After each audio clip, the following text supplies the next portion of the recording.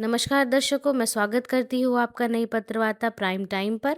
आज की हमारी पहली खबर है धनबाद से। धनबाद रेलवे स्टेशन परिसर में स्वर्गीय विनोद बिहारी महतो की पुण्यतिथि मनाई गई। धनबाद स्टेशन परिसर में झारखंड के पुरोधा स्वर्गीय विनोद बिहारी महतो की पुण्यतिथि मनाई गई। जेएमएम के टुंडी विधायक मथुरा महतो, जिला अध्यक्ष लक्की सोरेन और नेत्री नीलम मिश्रा ने उनकी आदमकद प्रतिमा पर माल्यार्पण किया। इस अवसर पर विधायक मथुरा महतो ने कहा कि विनोद बिहारी महतो ने शिक्षा के प्रति युवाओं में अलख जगाया। उनका नारा पढ़ो और लड़ो आज भी युवाओं के लिए प्रेरणा का स्रोत है। उन्होंने कहा कि स्वर्गीय महतो झारखंड मुक्ति मोर्चा के संस्थापक थे और झारखंड निर्माण में उनका अहम योगदान रहा है। नेत्री नीलम मिश्रा ने कहा कि स्वर्गीय महतो ने झारखंड के लोगों के उत्थान के लिए काम किया। उनके योगदान को हमेशा याद रखा जाएगा। जिला अध्यक्ष लक्की सोरेन ने कहा कि स्वर्गीय महतो हक और अधिकार के लिए लड़ने वाले नेता थे। उनकी प्रेरणा से हम आगे बढ़ रहे हैं। इस अवसर पर झारखंड फुटपाथ संघ के लोगों ने भी स्वर्गीय महतो की प्रतिमा पर माल्यार्पण किया। स्वर्गीय विनोद बिहारी महतो झारखंड आंदोलनकारी और झारखंड मुक्ति मोर्चा के संस्थापक नेता थे। आज हमारे बीच नहीं है। उनका मुख्य नारा था पढ़ो लड़ो। हम लोग प्रयास करते हैं कि उनके इस नारा को स्थापित करने के लिए शिक्षा जरूरी है और जब शिक्षित होंगे, जागरूक होंगे तो अपना हक अधिकार को लेंगे। उसके लिए हम लोग पहल कर रहे हैं, आगे भी करते रहेंगे। झारखंड के जनक स्वर्गीय विनोद बिहारी महतो जी का पुण्यतिथि मनाने के लिए हम लोग यहाँ हर साल आते हैं और ये समाज के ऐसे धुरंधर नेता हैं थे जो समाज को जागृत करने के साथ साथ उसका हक अधिकार कैसे लिया जाता है इस बात का सीख हम लोग को दिया गया है।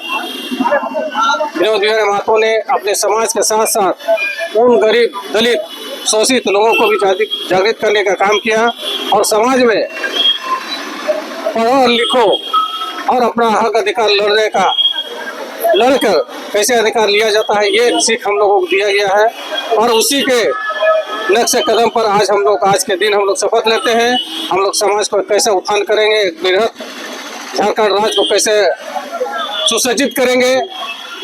आज हमारे हेमंत सोरेन के नेतृत्व में झारखंड बहुत अच्छा ही विकसित राज्य हुआ है और आगे भी हम लोग चाहेंगे कैसे हेमंत सोरेन के साथ मिलकर हम लोग समाज को उत्थान करें।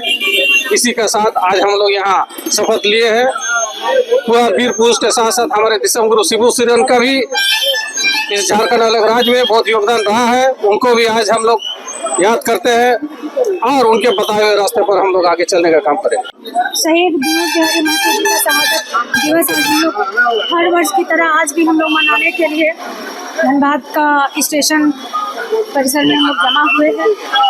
आज के दिन हमेशा हम लोग विनोद बाबू का जो योगदान है झारखंड के लिए उसको हम लोग हमेशा स्मरण करते हैं क्योंकि देखिए झारखंड के निर्माण में उनका अहम भूमिका रहा है। वो अग्रणी नेता के रूप में, आंदोलनकारी के रूप में झारखंड को अलग करने में बहुत अपना योगदान दिए और उनका ये नारा था कि झारखंड को सिर्फ अलग एक राज्य ही नहीं बनाना है, झारखंड के लोगों का उत्थान और विकास के लिए हमको कौन कौन सा महत्वपूर्ण भूमिका निभाना है, कौन कौन सा महत्वपूर्ण कदम उठाना है, इसके लिए भी वो दृढ़ संकल्पित थे। इसलिए उन्होंने पढ़ो और बढ़ो का नारा दिया था क्योंकि उनको पता था कि जब तक समाज शिक्षित नहीं होगा, समाज का विकास और उत्थान नहीं होगा। इसलिए उन्होंने शिक्षा पे जोर देते हुए बहुत ज्यादा एजुकेशन पे नए नए स्कीम लाने की बात वो करते थे और आज बहुत हर्ष के साथ हम कह सकते हैं कि माननीय हेमंत सोरेन जी मुख्यमंत्री के पद पे रहते हुए झारखंड का उत्थान और विकास के लिए, साथ ही साथ शहरी क्षेत्र के विकास के लिए, धनबाद के विकास के लिए वो बहुत ज्यादा संवेदनशील रूप से काम कर रहे हैं और आगे भी बहुत ज्यादा काम होगा। इसी आशा और विश्वास के साथ हम लोग कदम से कदम मिलाकर सब आगे बढ़ते रहेंगे। विनोद धाम में उमड़ी लोगों की भीड़, कई दलों के नेता पहुंचे और विनोद बिहारी महतो को याद कर श्रद्धांजलि दी। बलियापुर स्थित विनोद धाम में आज श्रद्धा का सैलाब उमड़ पड़ा।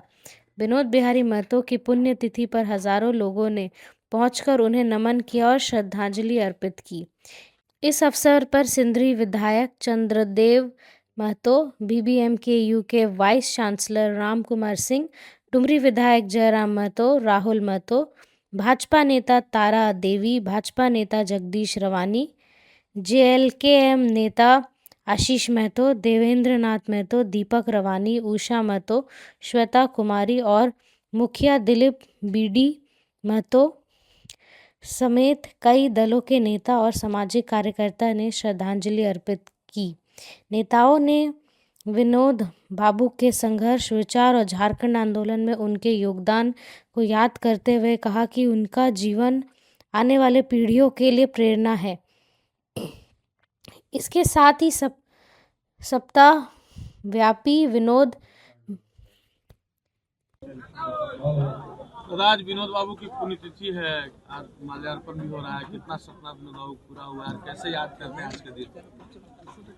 विनोद बाबू का पूरे झारखंड क्षेत्र में जो देन है, सिर्फ झारखंड अलग राज्य का आंदोलन ही नहीं, आंदोलन के दरमियान ही उन्होंने जो शिक्षा के क्षेत्र में जो काम किया, वो आज सबसे बड़ा स्मारक के रूप में हम लोग देख रहे हैं। पूरे झारखंड में विनोद बाबू को विशेष करके शिक्षा में योगदान के लिए लोग याद कर रहे हैं। और झारखंड की जो जिस राज्य की परिकल्पना उन्होंने किया था, अभी भी बहुत कुछ किया जाना है। उनके सपनों का झारखंड अभी नहीं बन पाया है, तो उनके साथ सपनों का झारखंड बनाने के लिए अभी बहुत कुछ किया जाना है। उन सबको हम लोग श्रद्धांजलि के माध्यम से उनसे प्रेरणा ऊर्जा लेते हैं और साल भर उनके बताए हुए रास्तों पर चलने का काम करते हैं। जो छात्र है दादा, उनको ई कल्याण की राशि नहीं मिल रही, उसमें बहुत परेशान है। वो ई कल्याण की राशि जो है वो सरकार रोक के रखी हुई है, उनके लिए क्या कहिए? हाँ, निश्चित रूप से इसको सदन में भी मैंने लाया था और लिखित रूप से सवाल जो दिया था, उसका जवाब में आया है कि केंद्रांश नहीं मिलने के कारण नहीं दिया जा रहा है। और ये नियम है कि जब तक केंद्रांश नहीं मिलता है, राज्यांश का उसका नहीं दिया जा सकता है, तो जिसके कारण नहीं दिया जा रहा। हमको लगता है बहुत जल्द इस पर भी होगा और छात्रों को छात्रवृत्ति मिलेगा। विनोद बाबू का 34वां पुण्यतिथि है, आपने श्रद्धांजलि दिया है, पर क्या कुछ कहें? आज विनोद बाबू जी का 34वां पुण्यतिथि पे हम लोग उनको कोटि कोटि नमन करते हैं। प्रत्येक वर्ष की भांति इस वर्ष भी इनके जो पुत्र है राहुल जी कार्यक्रम को सुचारू रूप से कर रहे हैं। ये 1 सप्ताह का कार्यक्रम है और विनोद बाबू जी का ही देन है कि ये हमारा जो आज झारखंड राज्य में हम लोग रह रहे हैं, उनका जो विचारधारा है, उनके विचार धारे पे हम लोग चलते हैं। और उनके जो पुत्र राजकिशोर बाबू जी थे, वो हमारे राजनीतिक गुरु थे। उनके ही मार्गदर्शन पर हम लोग चलते हैं। उनका एक नारा था, पढ़ो और लड़ो।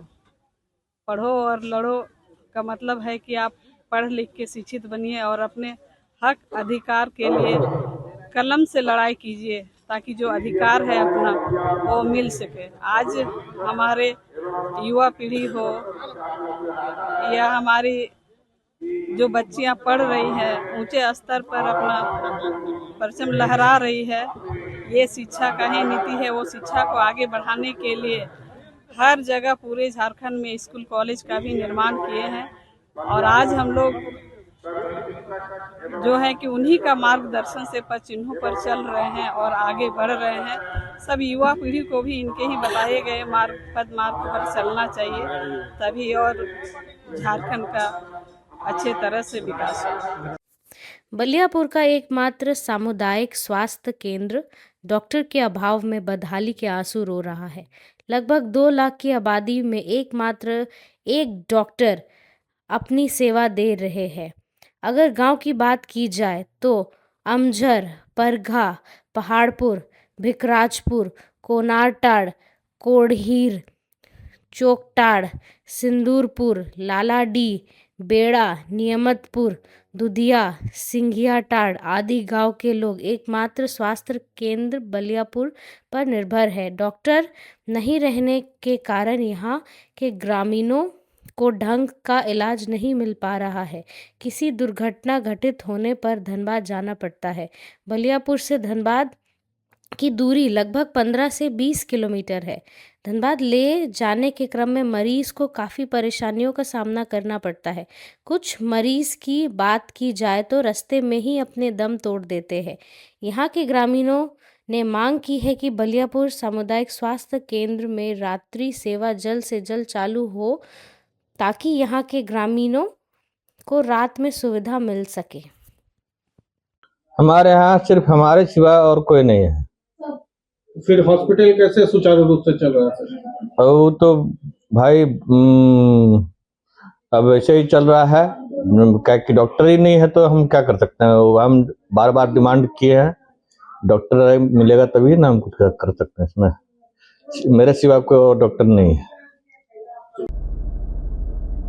बलियापुर प्रखंड अंतर्गत जो सामुदायिक स्वास्थ्य केंद्र है, इसमें रात्रि सेवा तो बंद है ही बहुत दिनों से।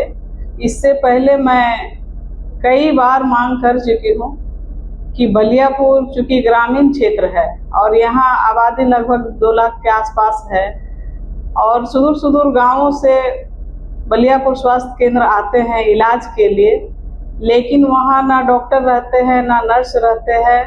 रात्रि सेवा तो एकदम विफल है और यहाँ तक मरीजों का जो स्थिति रहता है, यहाँ इलाज नहीं होने के कारण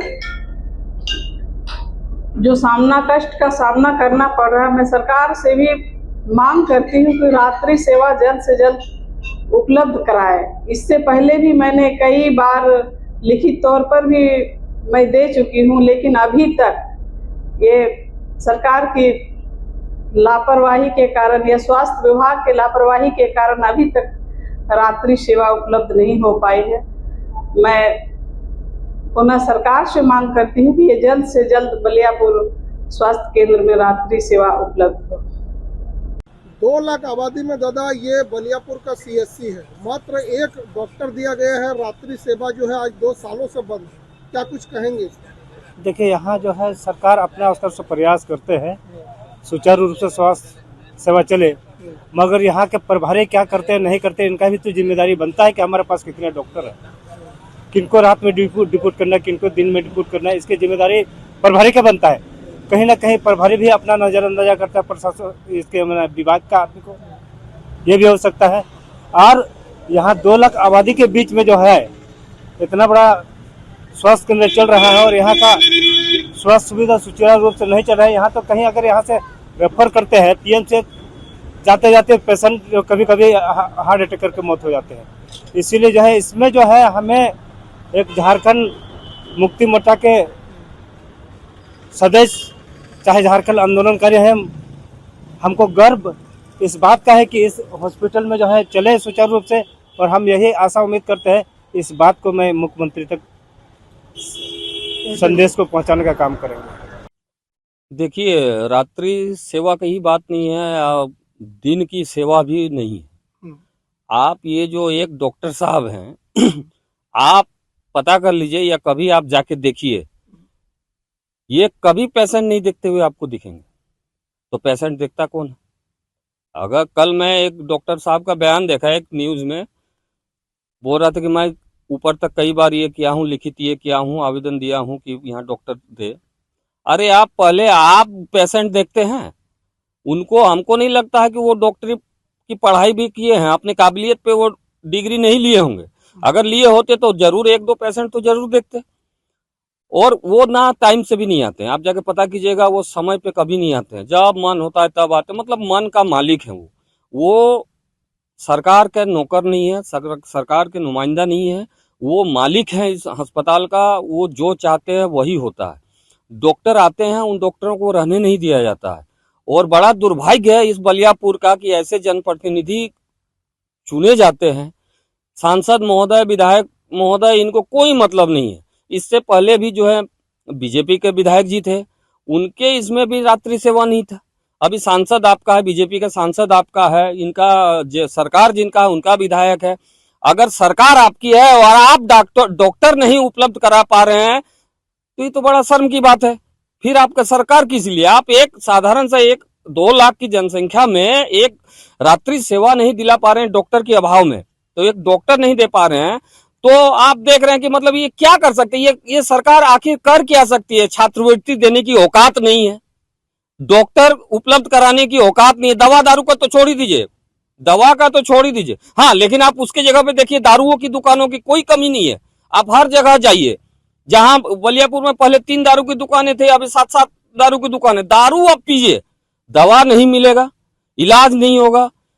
सबसे बड़ा चीज है, देखिए समझने की बात है, जो अस्पताल, सरकारी अस्पतालों को मतलब ये खत्म करना चाहती है, ताकि प्राइवेट अस्पतालों का बोलबाला हो। उनमें सूबे के स्वास्थ्य मंत्री इरफान अंसारी जी लगातार ये बयान देते हैं कि हम मंत्री बनने के बाद स्वास्थ्य व्यवस्था में जो है सुधार आया है। कितना आप देख रहे हैं कि सुधार हुआ? कहाँ दिख रहा है, कहाँ पे, मतलब किस तरह का स्वास्थ्य व्यवस्था में सुधार आया? दावा कर रहे हैं। अरे देखिए, दावा बोलने में तो कुछ भी बोल सकते हैं। आप आए दिन देखते रहते हैं, खटिया में जो है पेशेंट को ले जाया जाता है, वो तो आप देखते रहते हैं, टांग के ले जाया जाता है। ये तो झारखंड की स्थिति है। स्वास्थ्य व्यवस्था की बात कर रहे हैं तो आप जाइए ना, SMCH जाइए, धनबाद में जाइए। अभी धनबाद का एकमात्र सहारा वही है।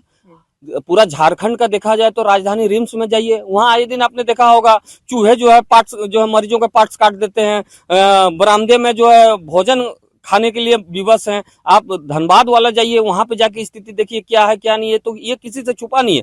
अब अपनी बढ़ाई खुद करना है तो उसका कोई ये नहीं है। अभी आप देखिए रिम्स वाला मुद्दा देखिए, हर तरफ से देखिए पक्ष और विपक्ष, ये जो सरकार है और जो बीजेपी जो विपक्ष में है, दोनों जो है एक ही थाली के चट्टे बट्टे हैं। दोनों बस एक दूसरे पे आरोप प्रत्यारोप लगाना है और अवैध वसूली करना। आप देखिए कहीं भी, किसी भी जिले में चले जाए, किसी भी विधानसभा में चले जाइए, बालू धड़रे से चल रहा है, कोयला धड़रे से चल रहा है। क्यों चल रहा है? सांसद महोदय यहाँ बड़का बड़का भाषण देते हैं, अगर आप इसमें संलिप्त नहीं है तो आप एक दिन इसका विरोध करके दिखाइए।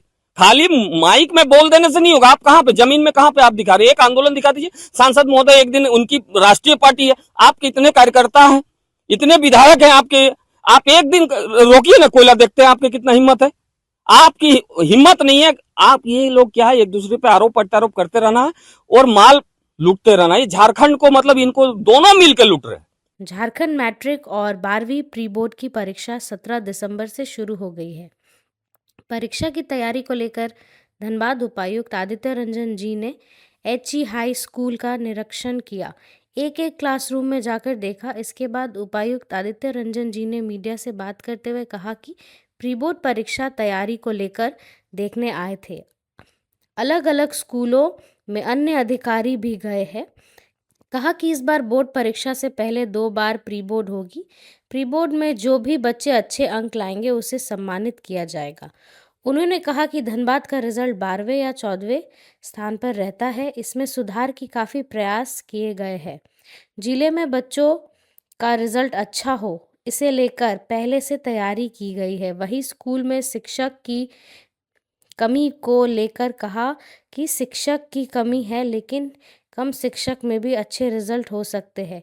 ऐसे कई उदाहरण दिए। निरीक्षण में आज हम लोग बोर्ड एग्जाम नज़दीक है बच्चों का, और जैसा कि माननीय मुख्यमंत्री जी की भी सोच है कि हमारे विद्यालयों के छात्र अच्छा करें, अच्छा प्रदर्शन करें, बोर्ड परीक्षाओं में अच्छा करें, आगे चल के प्रतियोगी परीक्षाओं में अच्छा करें। तो उसी की प्रैक्टिस के रूप में हम लोग अभी प्री बोर्ड एग्ज़ाम कंडक्ट करा रहे हैं। सभी 10वीं और 12वीं के सभी बच्चों का प्री बोर्ड एग्ज़ाम पूरे ज़िले में हो रहा है, और मुझे बहुत खुशी है कि सभी ऑफिसर्स, BDO, CO, BPO, जितने भी हमारे कर्मी और ऑफिसर, हम लोगों ने सभी को सभी विद्यालयों में देख रेख के लिए भेजा है, सहयोग के लिए भेजा है, और बहुत अच्छा फीडबैक आ रहा है। सभी विद्यालयों में बहुत ही सिंसियरली, जैसे एक्चुअली में बोर्ड होता है वैसे बोर्ड एग्ज़ाम की तरह परीक्षा हो रही है।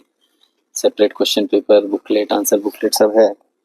हम लोग जो प्री बोर्ड में अच्छा प्रदर्शन करेंगे उनको जिला स्तर पर सम्मानित भी करने का सोच रहे हैं, ताकि आने वाले एक और प्री बोर्ड हम लोग करेंगे, उसके बाद फाइनल बोर्ड होगा, तो उसके बाद उसी हिसाब से हम लोग इंसेंटिवाइज करेंगे। मूल रूप से उद्देश्य यही है कि धनबाद जो है राज्य स्तर में 12वें 14वें नंबर पर रहता है पासिंग परसेंटेज के हिसाब से, टॉपर्स के हिसाब से। तो हम लोग कोशिश कर रहे हैं उसमें इम्प्रूवमेंट आए और राज्य में एक अच्छी पहचान बनाए कि धनबाद में जो शिक्षकों का समूह है उनका मेहनत रंग लाएगा। इस बार हमको लग रहा है जितना हम लोग मेहनत कर रहे हैं, क्वेश्चन सेट करने से लेके कॉपी चेक करने तक, तो इन शिक्षकों की मेहनत रंग लाएगी और मुझे लगता है कि अगले साल अच्छा रिजल्ट हम लोग राज्य भर में दे पाएंगे और बच्चों के स्वर्णिम भविष्य में हम लोग थोड़ा कंट्रीब्यूशन जो चाहते हैं वो कर पाएंगे।